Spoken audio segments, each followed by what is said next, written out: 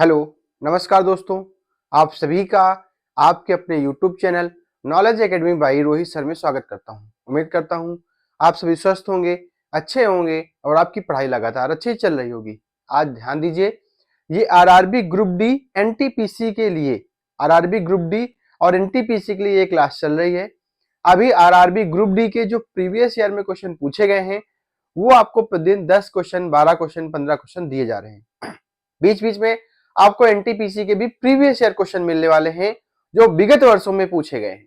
आप लोग देख रहे होंगे आज ये चौथी क्लास है, 3 क्लास पढ़ चुकी हैं। आप सभी जो हमसे नए जुड़ते हैं चैनल को सब्सक्राइब करने में कोई कंजूसी ना किया करें ताकि जो भी क्लास आपको मिले वो तुरंत उसका नोटिफिकेशन आपको मिल जाए। और ध्यान दें, अगर हमारा बताई हुई चीजें आपको थोड़ी अच्छी लगती हैं तो वीडियो को लाइक भी किया करें, अपने दोस्तों के साथ भी शेयर किया करें। चलिए हम लोग स्टार्ट करते हैं पहले क्वेश्चन से। आरआरबी ग्रुप डी का जो 5/12/2018 के शिफ्ट 2 में प्रश्न आए थे उनको हम आज लेके चल रहे हैं। ठीक है, देखिए पहला क्वेश्चन। सारे प्रश्न विगत वर्षों में पूछे गए हैं तो सारे प्रश्न बेहतरीन हैं। ठीक है, पहला क्वेश्चन कह रहा है 2 साल के लिए निवेश की गई धनराशि जिसे 20% वार्षिक दर पर, कह रहा है हमें कोई राशि हम निवेश कर रहे हैं कितने साल के लिए, 2 साल के लिए निवेश कर रहे हैं। सबसे पहला पॉइंट तो ये है कि हम उस राशि को कितने निवेश कर रहे हैं, 2 साल के लिए। प्रश्न पढ़ना बहुत इंपॉर्टेंट है।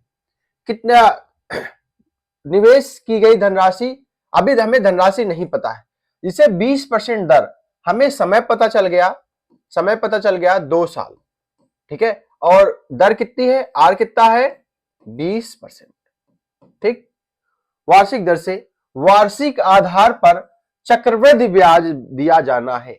इसका मतलब ये क्या है, सीआई का क्वेश्चन है। किसका है, चक्रवृद्धि ब्याज, कंपाउंड इंटरेस्ट का क्वेश्चन है। ठीक है, चक्रवृद्धि ब्याज पर दिया जाना है, जो ब्याज उसको मिलना है, सीआई मिलना है, वो चक्रवृद्धि ब्याज पर मिलना है। ठीक है, परिपक्वता पर 324 रुपए बन जाती है। इसका मतलब पी प्लस सीआई, ये इसका मतलब ये जो मिश्रधन दे रखा है 324 है, मिश्रधन दे रखा है 324 है। तो करा निवेश की गई राशि पी ज्ञात करें। क्या बताना है, पी ज्ञात करें। तो आप लोग ध्यान देते होंगे कि अगर 20% दर है, कितनी दर है, 20% दर है, तो इसको लिख सकते हैं 1/5। ठीक है, अब अगर देखें पहले साल 5 रुपए की राशि एक बढ़ गई, कितनी हो गई, 6 हो गई। दूसरे साल 5 रुपए की राशि कितनी हो गई, 6 रुपए हो गई। ठीक है, क्योंकि चक्रवृद्धि ब्याज है। ठीक है, तो हमने यहां पे देखा 25 से कितनी हो गई, 6 गुणे 6 हो गई। हमने इसमें इसलिए लिखा क्योंकि थोड़ा सा सरल हो जाए। ठीक है, मेरे हिसाब से कितनी हो गई, 324 हो गई। देखिए ये रुपए राशि थी, ब्याज मिला, ब्याज मिलने के बाद 36 हो गई, 6 गुणे 6 हो गई। मेरे हिसाब से 324 हो गई। कितनी हो गई, 324 हो गई। देखिए काटेंगे, 6 पंचे 30 और 6 चौको 24। ठीक है, फिर 6 से काटेंगे 9 आ जाएगा।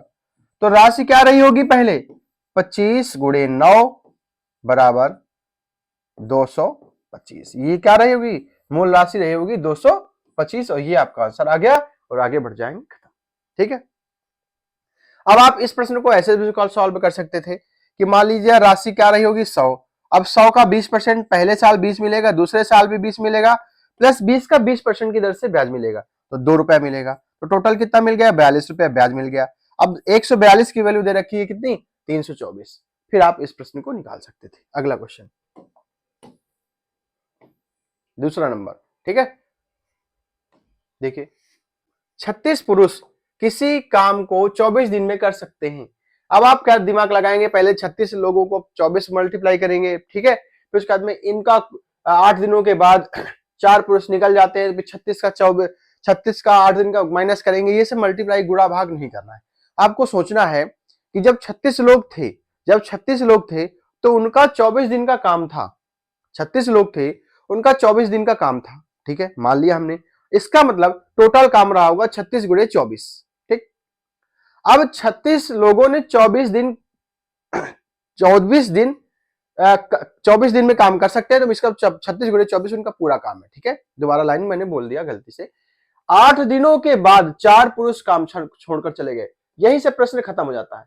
8 दिन के बाद, इसका मतलब 8 दिन तक 24 में से 8 दिन तक कितने लोगों ने काम किया? 36 लोगों ने। 36 लोगों ने 24 में से 8 दिन तक 36 लोगों ने ही काम किया। 36 लोगों ने ही काम किया। तो 8 दिन के बाद बचे कितने दिन? 16 दिन। कितने दिन बचे? 16 दिन। अब ये 16 दिनों को भाई काम तो इतना ही बचा। 36 लोगों का 24 दिन का काम था, 8 दिन तक काम कर लिया उन्होंने। 8 दिन के बाद 4 पुरुष छोड़ रहे हैं ना, इससे पहले तो छोड़ नहीं रहे हैं। तो 36 लोगों का 16 दिन का काम बचा। अब इसको कौन करेगा? ये पूरा काम कौन करेगा? 4 पुरुष चले जाएंगे। 4 पुरुष चले जाएंगे तो 32 पुरुष काम करेंगे। तो उस काम को कितने दिन में खत्म कर लेंगे? देखिए 16 दूनी 32 और 2 से कट गया 18। इसका मतलब डी बराबर आ गया 18 दिन में ये काम खत्म हो जाएगा। 18 दिन में ये काम खत्म हो जाएगा। आप अगर सोचेंगे, आप देखिए प्रश्न को पढ़े, प्रश्न से आप खुद ट्रिक निकालेंगे, आप खुद सॉल्यूशन करेंगे, आप खुद सॉल्व करेंगे तो आप प्रश्न को अच्छे से समझ सकते हैं और सरल तरीके से समझ सकते हैं। जो हमने बताया आपने इसको नोट कर लिया। नोट करने के बाद आपको ये चीजें रट गई, एक लाइन रट गई कि हमको इस तरह करना है। लेकिन जब प्रश्न थोड़ा सा घुमा देगा तो थोड़ा सा कठिन हो जाएगा। इसलिए प्रश्न को 2 बार पढ़ना है और खुद से इस ऐसे प्रश्नों को 2-3 बार सॉल्व करना है। ठीक है, अगला क्वेश्चन। 21 और 280 का एलसीएम बताइए। 21, 21 और 280 का एलसीएम बताइए। ठीक है, 2 संख्याएं हमने, पहली संख्या बड़ी संख्या हमने 280 ही एलसीएम मान लिया। हमने क्या मान लिया? 280 ही एलसीएम मान लिया। तो हमने ये देखा वो ऐसी छोटी से छोटी संख्या जो दोनों से कट जाए वही एलसीएम होगी, वही एलसीएम होगी। तो हमने कहा 280 तो कट रहा है, 280 से 280 तो कट रहा है, ठीक है, ये एलसीएम मान लिया। लेकिन क्या 21 से ये कट रहा है? क्या नहीं कट रहा है। इसका मतलब इसको फैक्टर कर लेते हैं, 3 और 7। ठीक है, हमने देखा कि 7 से तो ये संख्या कट रही है, बची किससे? 3 से। तो 3 का मल्टीप्लाई कर देते हैं,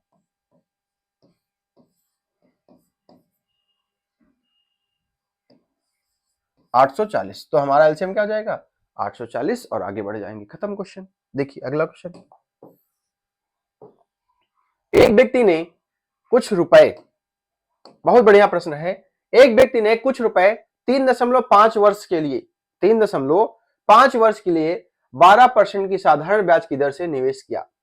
तब उसको मिश्रधन के रूप में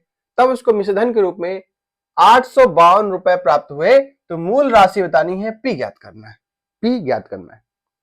आप लोग क्या करते हैं? एसआई बराबर PRT अपान 100। आप लोग ऐसे करते हैं, ऐसे सॉल्व नहीं करना है। अब अगर यहां से आपको एसआई निकालना है तो पहले क्या करेंगे? पी पता नहीं है, ठीक है।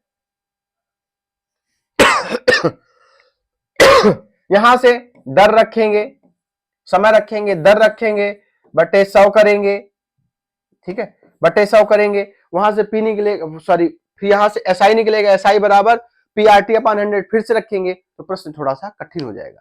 लेकिन हमें समझना है क्या करना है। अगर हम एक काम करें, जब भी हमें पी नहीं दे रखा हो तो हम पी को 100 मान लेते हैं।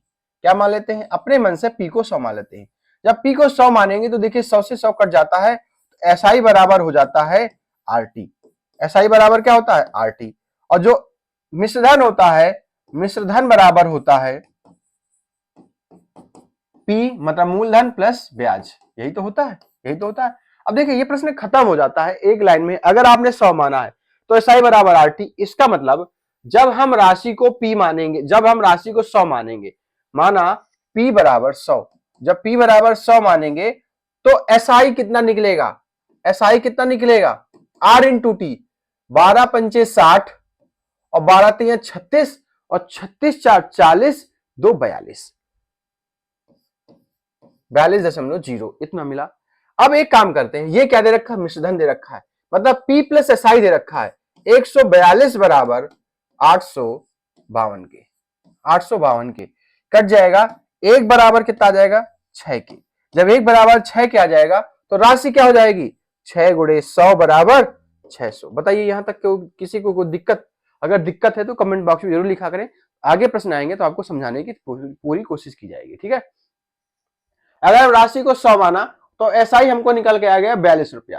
भाई एसआई आर इंटू टी कर दिया, इसका मतलब पी प्लस एसआई बराबर दे रखा है 852, मिश्रधन दे रखा है तो 100 प्लस 42 142 बराबर 552 के, एक बराबर 6 के, तो 6 गुणे 100 बराबर 600, आपका मूल राशि निकल के आ गई। तो आपको फार्मूला ज्यादातर कोशिश करना है कि फार्मूले यूज नहीं करने हैं, जब फार्मूले की जरूरत पड़ेगी तो हम आपको खुद बताएंगे। ठीक है, अगला क्वेश्चन, एक टंकी में 3 पाइप लगे हैं, पाइप एक टंकी को 15 घंटे में भर सकता है। वो एक टंकी रही होगी, वो टंकी को फुल करने में ए अगर अकेले पानी भरता है तो 15 घंटे में पानी भर लेता है। वहीं पर जो बी है, अगर अकेले उस टंकी को भरे तो 24 दिन में भर सकता है। इसका मतलब ए की क्षमता ज्यादा रही होगी, बी की क्षमता उससे कम रही होगी और सी की क्षमता उससे भी कम रही होगी, तथा पाइप सी खाली करने वाला पाइप है और टंकी को 30 घंटे में खाली कर रहा है। ठीक है, टंकी को 30 घंटे में खाली कर रहा है। तो अब तीनों नल अगर एक साथ खोल दिए जाए तो इसका मतलब तीनों नल जब एक साथ खोले जाएंगे तो टंकी कितनी देर में भर जाएगी। तो अब हम इनकी क्षमता के अनुसार ही टंकी भरेंगे। तो यहाँ पे दिन दे रखे हैं, इतने दिन में भर सकते हैं, लेकिन यहां से हम निकालेंगे क्या, क्षमता, इनकी क्षमता क्या है। तो जब तीनों नल खुलेंगे तो इसका मतलब जब तीनों नल एक साथ खुलेंगे तो ए और बी भरने वाला नल होगा, तो जितना भरेगा उनको जोड़ करके, सी खाली करने वाला नल होगा उसमें से घटा देंगे और टोटल टंकी में से भाग दे देंगे, तब हमारा आंसर निकल कर जाएगा। ठीक है, तो अब एक काम करते हैं, ए जो है, देखिए ए टंकी भरने वाला नल है, प्लस कर लेते हैं, बी टंकी भरने वाला नल है, सी जो है खाली करने वाला नल है। ठीक है, तो हम कहते हैं 15 घंटे में भर सकता है, ये 24 घंटे में भर सकता है, ये कितना 30 घंटे में खाली कर सकता है। अब टंकी की टोटल मान लेते हैं टंकी कितनी होगी, तो टंकी कितनी होगी 120, हमने एलसीएम मान लिया, इसका मतलब टंकी 120 लीटर की रही होगी। 15 घंटे में भर सकता है तो इसकी क्षमता क्या रही होगी, 8 की क्षमता रही होगी। इसकी क्षमता क्या रही होगी, 5 की क्षमता रही होगी। इसकी क्षमता क्या रही होगी, 3 की क्षमता, सॉरी 4 की क्षमता रही होगी। ठीक है, अब हम देखते हैं कि जब तीनों नल एक साथ खोले गए तो 8 5 13 तो भरा, 8 5 13 तो भरा, लेकिन 4 तुरंत ही खाली हो गया, एक साथ चल रहे हैं ना, तो इसका मतलब टंकी हर बार कितनी भरी जाएगी, 9 लीटर भरी जाएगी। टोटल टंकी कितनी भरी जाएगी हर बार, 9 लीटर भरी जाएगी। 9/120 बराबर कितना आ गया, 40/3। 40/3 क्या हो जाएगा, 13 सही 1/3 दिन में, 13 सही 1/3 घंटे में, सॉरी क्योंकि घंटे में है, 13 से 1/3 घंटे में यह कट जाएगा, घंटे में टंकी भर जाएगी, खत्म। 13 से 1/3 घंटे में टंकी भर जाएगी। अगला क्वेश्चन, बढ़िया प्रश्न है, देखिएगा। देखिए, एक आयत की लंबाई 15% बढ़ जाती है और चौड़ाई 20% तक घट जाती है, तो आयत के क्षेत्रफल में कितने परसेंट का परिवर्तन होगा, कितने परसेंट का परिवर्तन होगा, ये बताना है। देखिएगा, आप लोग क्या करते हैं, एक फार्मूला लगाते हैं, x plus y, x plus minus y plus minus, ठीक है, एक्स वाई अपान 100, ऐसा कुछ लगाते हैं, हमें फार्मूला नहीं पता। ठीक है, हम फार्मूले को यूज नहीं करेंगे। क्यों नहीं करेंगे, हम आपको बताते हैं। जब इस तरह का फार्मूला आता है, अगर 33 से 1/3% बढ़ा देता है और उसको घटा देता है 14 से 2/7%, तो आप वहां पर प्रश्न को सॉल्व नहीं कर पाएंगे और प्रश्न आपके लिए बहुत कठिन हो जाएगा। आपको आता तो होगा लेकिन समय लेके जाएगा। ठीक है, हम इन प्रश्नों को कैसे सॉल्व करेंगे, पहली बात हम 2-3 तरीके बताएंगे। पहले हम मान लेते हैं कि आयत का क्षेत्रफल L इंटू बी होता है। क्या होता है, L इंटू बी होता है। ठीक, मान लीजिए लंबाई, लंबाई पहले और बाद में, लंबाई को मान लिया हमने 100 रही होगी।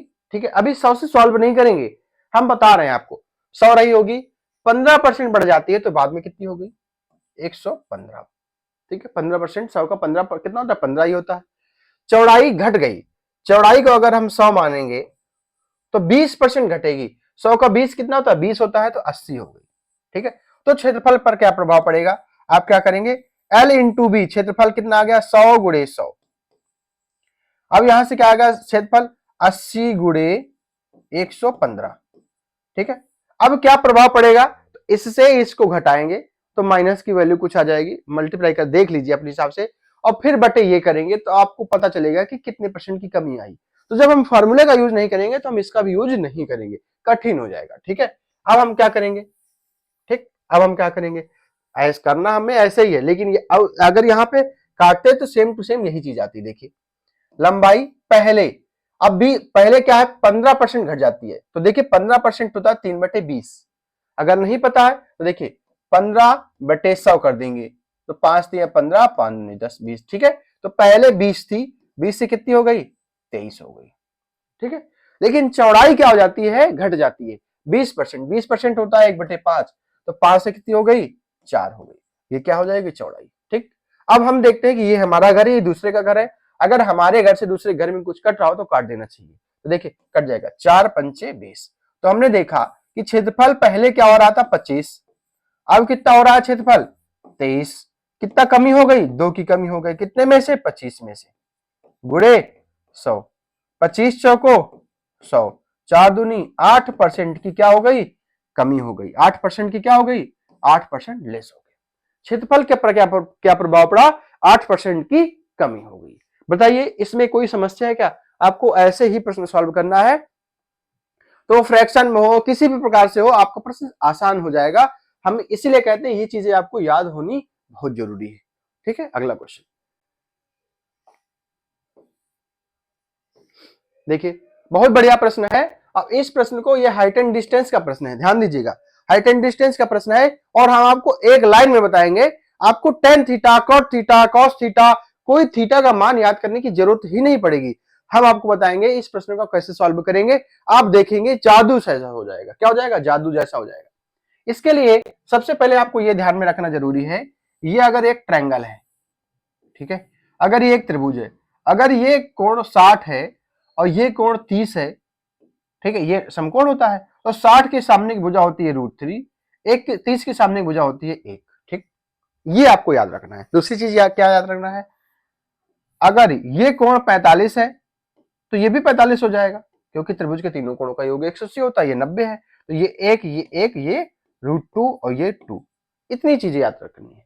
हाइट एंड डिस्टेंस में, ऊंचाई दूरी में, अगर आपको ये दो चीजें पता है तो आप कभी भी इन प्रश्नों में फंसने वाले नहीं है। बहुत बेहतरीन तरीके से, बहुत आसान तरीके से आपके प्रश्न सॉल्व होने वाले हैं। देखिए कैसे, बराबर ऊंचाई के दो खंभे, इसका मतलब एक दो खंभे हैं, वो भी बराबर ऊंचाई के हैं, दोनों की ऊंचाई बराबर है, ठीक है, दोनों की ऊंचाई बराबर है। एक 100 मीटर की चौड़ी सड़क के दोनों ओर आमने सामने खड़े हैं।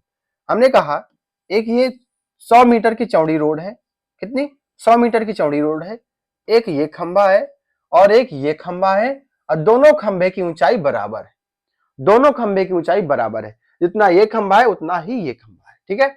सड़क उनके बीच एक बिंदु है, सड़क पर उनके बीच एक बिंदु है, सड़क पर इनके दोनों के बीच में कोई एक बिंदु है, मिड में नहीं है, कहीं पर भी है, ठीक है। बिंदु से उनके शीर्ष के उन्नयन कोण 30 डिग्री तथा 60 डिग्री है। अब एक कोण ये बन रहा है, सॉरी,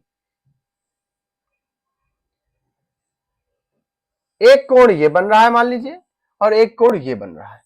अब 60 और 30 है, तो आप चाहे इसको 60 मान लीजिए, इसको 30 मान लीजिए, चाहे इसको 30 मान लीजिए, चाहे इसको 60 मान लीजिए, तो भी आपका आंसर सेम आएगा। हम मान लेते हैं ये 60 और ये 60 डिग्री और ये 30 डिग्री का उन्नयन कोण बना रहे हैं, ठीक, कोई दिक्कत, बराबर ऊंचाई के हैं। अब अगर आप इस पर सॉल्व करेंगे तो आपको रेशियो की जरूरत पड़ेगी, आप रेशियो में सॉल्व करते होंगे, टेन थीटा में भी सॉल्व करते होंगे, लेकिन ये सब करने की जरूरत आपको नहीं पड़ेगी, ठीक है। अब हम देखते हैं, प्रश्न खत्म हो गया, हमने पढ़ लिया। अब खंबे की ऊंचाई बतानी है मीटर में, खंबे की ऊंचाई बतानी है। आप ये काम करिए, 30 के सामने की भुजा कितनी होती है, 1, हमने बताया है।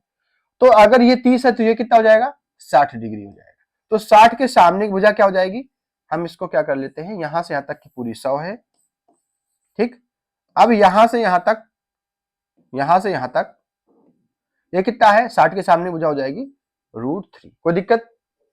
अब अगर ये 60 है तो ये हो जाएगी √3, और ये 30 हो जाएगी तो ये हो जाएगी 1, यहां से यहां तक ये 1 हो जाएगी, ये 1 हो जाएगी, कोई दिक्कत। इसमें कहा है, क्या कहा है, बराबर ऊंचाई के दो खंबे हैं, बराबर ऊंचाई के दो खंबे। तो ये बताइए, जब हमने यहां पे देखा ये 1 है ये √3 है, तो क्या बराबर ऊंचाई हो गई क्या? नहीं हुई। ये 1 है ये √3 है। तो अब दोनों की ऊंचाई को बराबर करना है। दोनों की ऊंचाई बराबर करने के लिए एक काम करते हैं, अगर इसमें हम √3 का मल्टीप्लाई कर दें तो देखिए ये भी √3 हो जाएगा, ये भी √3 हो जाएगा, ठीक। लेकिन इसमें √3 का मल्टीप्लाई करने से पहले इसमें भी √3 का मल्टीप्लाई करना पड़ेगा। क्यों? क्योंकि ये और ये रेशियो दोनों एक ही थे, ये और ये रेशियो एक ही थे। तो अगर इसमें √3 का मल्टीप्लाई करें तो इसमें भी √3 का मल्टीप्लाई करना पड़ेगा। तो हमने देखा ये 1 है, ये √3 इंटू √3 कितना होता है? 3 होता है। तो 3 1 4, तो देखिए ये बराबर आ जाएगा 3। तो 3 1 4, 4 बराबर 100 के, 4 बराबर 100 के, 1 बराबर 25 के। जब 1 बराबर 25 के तो उसकी ऊंचाई बतानी थी, तो 25 गुणे √3 बराबर आ जाएगा 25 √3, आपका आंसर आ जाएगा। बताइए हुआ जादू? ना रेशियो की जरूरत पड़ी, ना tan की जरूरत पड़ी, ना sin की जरूरत पड़ी, ना थीटा की जरूरत पड़ी, ना tan थीटा tan 30 का मान बताना पड़ा, ना हमें tan 60 का मान बताना पड़ा, हमें कुछ भी नहीं बताना पड़ा और तुरंत ही आंसर आ गया। जब आप इस तरीके से प्रश्न को 3-4 बार सॉल्व कर लेते हैं ना, ऐसे प्रश्नों को 3-4 क्वेश्चनों को सॉल्व कर लेते हैं ना, तो आपका प्रश्न तुरंत ही इतनी आसान तरीके से होता है। और ये जो बनाने, सिर्फ आप फिगर बनाना सीख जाइए। अगर आपने फिगर बनाना सीख लिया तो प्रश्न खत्म हो जाता है, हाइट एंड डिस्टेंस बहुत सरल हो जाता है। इससे सरल कोई चैप्टर ही नहीं बचता है, ठीक है। अगला क्वेश्चन, चलिए एक और हाइट एंड डिस्टेंस का क्वेश्चन है। देखिए देखिए, एक पेड़ के पूर्व में, देखिए ये एक पेड़ है, हमने तुरंत एक पेड़ बना लिया। पेड़ है, पेड़ तो इधर उधर होगा नहीं, पेड़ हमने बना लिया। पेड़ के पूर्व में जमीन पर स्थित एक बिंदु के शीर्ष का उन्नयन कोण 30 है। ये पूर्व हो गया, ये 30 डिग्री का कोण हो गया, ठीक। 30 डिग्री का कोण हो गया। तथा पेड़ के पश्चिम में इस जमीन पर स्थित एक अन्य बिंदु से पेड़ के शीर्ष का उन्नयन कोण 60 है। इसके, ये पेड़ से इधर पश्चिम साइड में, यहां से इसका उन्नयन कोण 60 है, 60 डिग्री है, ठीक है। दोनों बिंदुओं के बीच की दूरी 160 है। जो यहां से यहां तक की दूरी 160 है। कितनी है? 160 है। यहां से यहां तक की दूरी 160 है। अब कह रहा है पेड़ की ऊंचाई बताए। तो पेड़ की ऊंचाई बताए, ये h बतानी है, ये वाली भुजा बतानी, ए बी। ये सब आपको पेपर में करने की जरूरत नहीं पड़ेगी। एसी बताना है। क्या बताना है? एसी बताना है। अब आप बताइए, अगर ये 60 है तो ये कितनी हो जाएगी? 30 हो जाएगी। हो जाएगी? कोई दिक्कत? अगर ये 30 है तो ये कितनी हो जाएगी? 60 डिग्री हो जाएगी। कोई दिक्कत? अब ध्यान दीजिएगा। अब अगर देखिए ये 60 है, ये 30 है, ये 60 है, ये 30 है, तो अगर यहां से देखा जाए तो ये 60 के सामने की भुजा क्या हो जाएगी? √3 हो जाएगी। अभी इस त्रिभुज की बात हो रही है, इस त्रिभुज की बात हो रही है। 60 के सामने की भुजा हो जाएगी √3, 30 के सामने की भुजा क्या होगी? 1 होगी। होगी? कोई दिक्कत? अब इस 30 के सामने की भुजा 1 होगी, इस वाले त्रिभुज की बात कर रहे हैं, इस वाले त्रिभुज में बात कर रहे हैं, और 60 के सामने भुजा होगी √3। कोई दिक्कत? अब ये बताइए, इस वाले त्रिभुज के लिए भी ऊंचाई बराबर है, इस वाले त्रिभुज के लिए भी ऊंचाई बराबर है, लेकिन अब जब इस त्रिभुज की बात करेंगे तो √3 हो रहा है, जब इस त्रिभुज की बात करेंगे तो इसकी ऊंचाई 1 हो रही है। तो हमें क्या करना है? ऊंचाई बराबर करनी है। जब हमें ऊंचाई बराबर करनी है तो हमें ऊंचाई बराबर करने के लिए क्या करेंगे? ये √3 है, इस वाले त्रिभुज में भी इसको भी √3 बनाएंगे, क्योंकि ऊंचाई बराबर करनी है। तो ये अगर √3 बनाएंगे तो इसको भी √3 का मल्टीप्लाई करना पड़ेगा। तो ये हो जाएगा 4। तो 4 1 5, सॉरी 3, √3 इंटू √3, 3 1 4, 4 बराबर 160 के, 1 बराबर 40 के। जब 1 बराबर 40 के तो पूछा क्या है? पेड़ की ऊंचाई। पेड़ की ऊंचाई क्या हो जाएगी? AC 40, क्या हो जाएगी? 40 √3 आपका आंसर आ जाएगा। और आप इसको खटाक से लगा करके आगे बढ़ जाएंगे, आपका 1 नंबर सही हो जाएगा। बताइए यहां तक कोई दिक्कत आई क्या? इससे सरल कुछ हो सकता है क्या? जब आप इस प्रश्न को, ऐसे प्रश्नों को 3-4 बार और सॉल्व करेंगे तो इससे भी सरल हो जाएगा। और सरल में क्या होगा? आप फिगर बनाएंगे, आपके दिमाग में फिगर बनेगा, आपके दिमाग में आएगा कि 30 के सामने भुजा 1 होगी और 60 के सामने भुजा √3 हो जाएगी। तो अब ऊंचाई में 1 और 3 का आएगा, तो 3 का √3 का मल्टीप्लाई कर देंगे, तो यहाँ पर 3 का मल्टीप्लाई कर देंगे, 3 1 4 बराबर हो जाएगा, 4 बराबर 160 हो जाएगा, 40 आ जाएगा, 40 √3 आपका आंसर आ जाएगा। 10 सेकंड की बात रहेगी, आप मन में सॉल्व कर लेंगे क्वेश्चन को। अगला क्वेश्चन 9 नंबर, बढ़िया प्रश्न है, समझिएगा। देखिए, जैसे मान लीजिए ये एक मटेरियल है, ये कह रहा है एक ये लीड है, ठीक है, ये लीड है, ये वृत्त बनी हुई है, ये वृत्त बनी हुई है, इसी से हमें आयत बनाना है, इस वृत्त से ही हमें आयत बनाना है। तो ये जो इसकी परिधि होगी, ये जो गोलाई होगी, इसी से तो हम आयत बनाएंगे। तो आयत कैसे बनाएंगे? कुछ इस तरीके से बनाएंगे, ठीक है, कुछ इस तरह। अब समझ लीजिए आप, इस तरीके तो बनाया किससे? हमने इस परिधि से ही बनाया। तो अगर हम आयत की परिधि बना निकाल लें, देखिए यही तो प्रश्न है, तार से बने 49 सेंटीमीटर व्यास वाले वृत्त से, व्यास वाले मतलब 2r का वैल्यू दे रखी है, 2r का मान दे रखा है, वृत्त से एक आयत बनाया गया, वृत्त से एक आयत बनाया गया जिसकी भुजा का अनुपात ये दे रखा है, ठीक है। अब चलिए, यहां से वृत्त की परिधि, वृत्त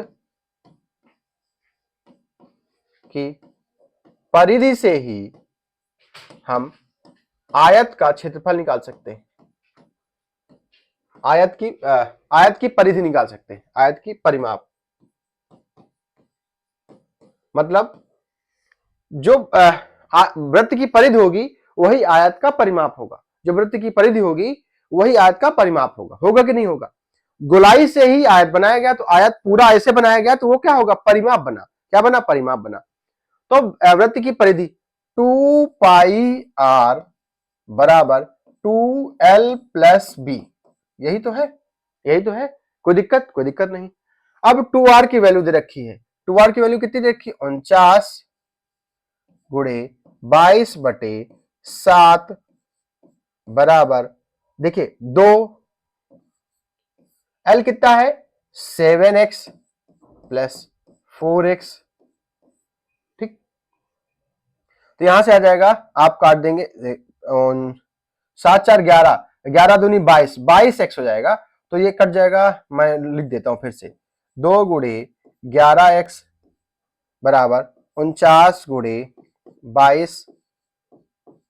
आप दरअसल सब लोग नहीं ऐसा कर पाते हैं, तो हम लोग क्लास जो है सब के लिए है, किसी एक के लिए नहीं। 22/7, तो देखिए ये कट जाएगा इससे, 7 7 49, 7 आ जाएगा। तो x बराबर क्या आ जाएगा? 7 आ जाएगा। जब x बराबर 7 आ गया, तब क्या पूछा? आयत का क्षेत्रफल बताना है, आयत का क्षेत्रफल बताना है। तो आयत का क्षेत्रफल क्या होता है? L इंटू बी, यही तो होता है। आयत का क्षेत्रफल क्या होता है? L into B. अब L इंटू बी, देखिए यहां लिख देते हैं, आयत का क्षेत्रफल निकालना है तो L इंटू बी, ठीक है। L कितना है? 7, 7 गुणे 7 49 गुणे 4, 4 7 28 गुणे 28। कोई दिक्कत? भाई x का मान वहां पे रख दिया, जब x का मान रख दिया तो 8 9 72, इसमें यूनिट में 2 आना चाहिए, किसी एक में है, और यही आपका आंसर हो जाएगा, खत्म। बाकी सॉल्व कर लीजिए पूरा, कोई दिक्कत नहीं। अगर यूनिट में 2 है, क्वेश्चन में, प्रश्न में 2 आ रहा है, तो खत्म, अगला क्वेश्चन। देखिए, बस धैर्य पूर्वक बने रहे, प्रश्न आपके लिए बहुत है, ठीक है। कौन सा नंबर पहुंचे? 10 नंबर। कह रहा है, सोनम ने 8% लाभ पर एक टीवी बेचा। सोनम ने कोई टीवी बेचा और कितने कितने रुपए में बेचा, हमें नहीं पता है। अगर 8% लाभ पर बेचा टीवी और कितने रुपए की बेचा, नहीं पता। यदि वह 750 रुपए और अधिक पर बेची होती, पहले कुछ रुपए में बेची होगी तो उसको 8% का लाभ हुआ। सोनम ने कोई टीवी बेची, कुछ रुपए की बेची, हमें नहीं पता है, तो उसको 8% का लाभ हुआ। अगर वह 750 रुपए अधिक भी बेची होती, 750 रुपए और महंगा बिकता, तो उसको लाभ कितना होता? 14% का लाभ होता। तो लाभ कितना बढ़ गया? 8 से कितना हो गया? 14 हो गया, 6% बढ़ गया, 6% बढ़ गया लाभ। और यहां पे कितने बेचा था? 750 अधिक भी बेचा था। तो 1% बराबर 6 कम 6, 6 दूनी 12, 6 पंचे 30, 125। तो 100% बराबर 125 गुणे 100 बराबर कितना आ जाएगा? एक जीरो इसमें और बढ़ा दीजिए, ठीक है। 125 गुणे 100, सॉरी, ठीक तो है, 125, 12,500 रुपया। इसका मतलब हमारा क्या होगा? लागत मूल्य रहेगी। अगला क्वेश्चन, खत्म। किसी त्रिकोणीय भूखंड की भुजाओं की लंबाई 30, 40, 50 है। सबसे पहले आपको तुरंत दिख जाना चाहिए 30, 40, 50 है तो 3, 4, 5 है, इसका मतलब समकोण त्रिभुज बनेगा। 30, 40, 50 है या 3, 4, 5 है तो समकोण त्रिभुज बनेगा। जब समकोण त्रिभुज बनेगा तो ऐसे बनेगा, ठीक है। ये 30 तो ये 40 तो ये 50, या ये 30 ये 40 तो ये 50, सेम टू सेम रहेगा, ठीक है। तो इसका क्षेत्रफल निकालने के लिए क्या करेंगे, हाफ बेस इंटू हाइट बराबर 1/2। बेस कितना है 40 गुणे हाइट 30, कर दीजिए 15, 15 चौको 60, कितना हो जाएगा 60 मीटर स्क्वायर। 15 चौक 600 मीटर स्क्वायर, ठीक है। 15 गुणे 40 बराबर हो जाएगा 600 मीटर स्क्वायर। और आगे बढ़ जाएंगे अगला क्वेश्चन, ठीक है। 12 नंबर क्वेश्चन बहुत बेहतरीन प्रश्न है और आपके पेपर में पूछे जाते हैं। 2 प्रश्न है इसके, देखिए, और दोनों प्रश्न आपके लगेंगे, दोनों दिखने में बिल्कुल सेम होंगे और आप प्रश्न गलत करके जरूर आएंगे, ये मेरी गारंटी है। क्यों, हम आपको बताते हैं।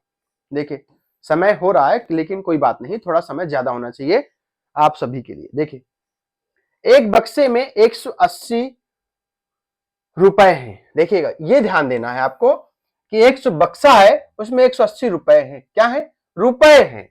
और जो 1 रुपए, 50 पैसे और 25 पैसे के सिक्कों के रूप में है, ठीक है। तथा जिनका अनुपात 2:3:4 है।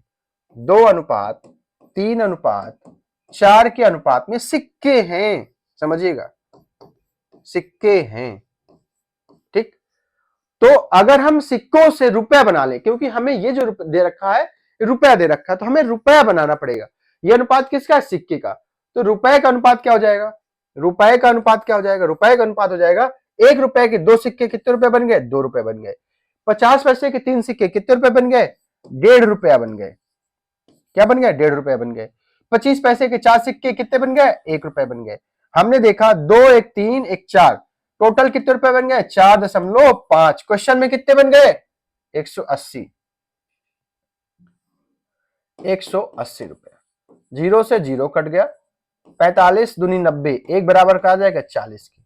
जब 1 बराबर 40 के आ जाएगा तो पूछा क्या है, 50 पैसे के सिक्कों की संख्या बताइए। तो आप इसमें मल्टीप्लाई नहीं करेंगे, सिक्कों में करेंगे। तो 50 40 गुणे 3 बराबर 120। इसका मतलब 50 पैसे के कितने सिक्के थे, 120 सिक्के थे।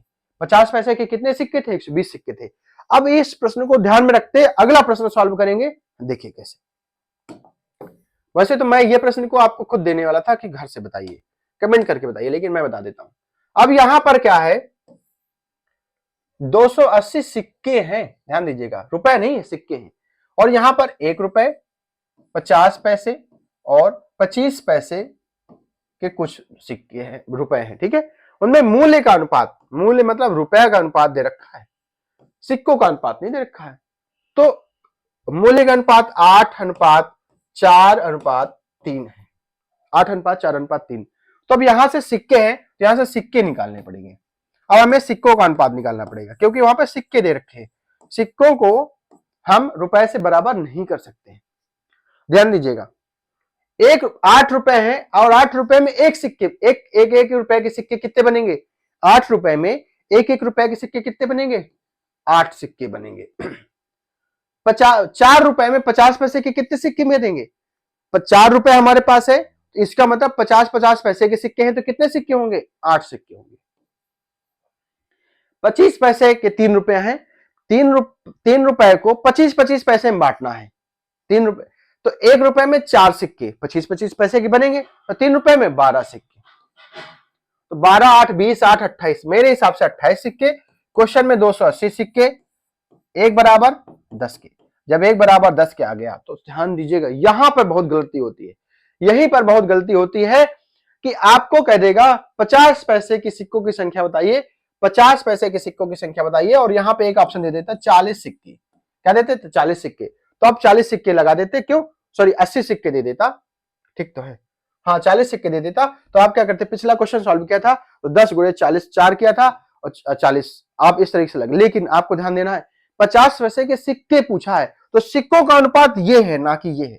पहले यहां पर सिक्कों का अनुपात था, मूल्य का अनुपात निकाला था हमने, लेकिन यहाँ पे मूल्य का अनुपात दे रखा था, सिक्कों का अनुपात निकाला है हमने। तो यहाँ पे कितने 50 पैसे के सिक्के, 8 8 गुणे 10 बराबर 80 सिक्के। कितना जाएगा? 8 10 बराबर कितना जाएगा? 80 सिक्के। और इस प्रश्न को भी खत्म कर देंगे हम। मुझे लगता है अगर मेरी हुई बात बताई हुई, मेरा बताया हुआ प्रश्न आपको अच्छा लगा हो, तरीका अच्छा लगा हो, तो वीडियो को लाइक जरूर किया करें। चैनल को सब्सक्राइब करने में कोई कंजूसी ना किया करें। बेल आइकन दबाना ना भूला करें। मिलते हैं नेक्स्ट वीडियो में। धन्यवाद।